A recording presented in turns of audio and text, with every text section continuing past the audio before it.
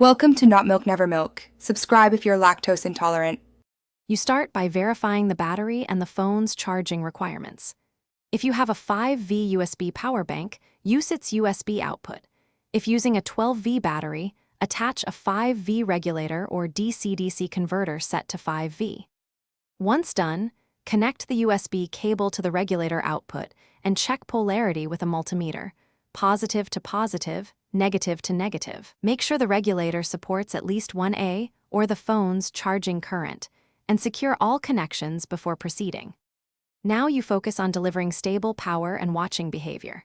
Set the DC-DC converter precisely to 5.0V and confirm with the multimeter. This prevents overvoltage. Plug the phone in and watch for the charging icon and current draw. Phones often request between 0.5A and 2A. While charging, monitor the battery voltage and temperature.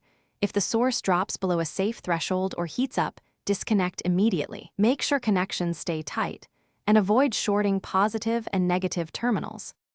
To finish, let the phone charge until full or until current falls near 0, then remove the USB connection and power down the regulator.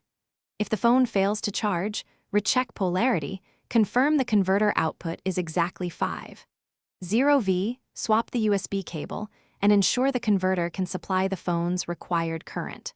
One key troubleshooting tip: if the battery or regulator overheats or voltage fluctuates, disconnect immediately and switch to a certified charger. Overheating signals a safety risk. Thanks for watching. If this was helpful, leave a like and consider subscribing. See you next time.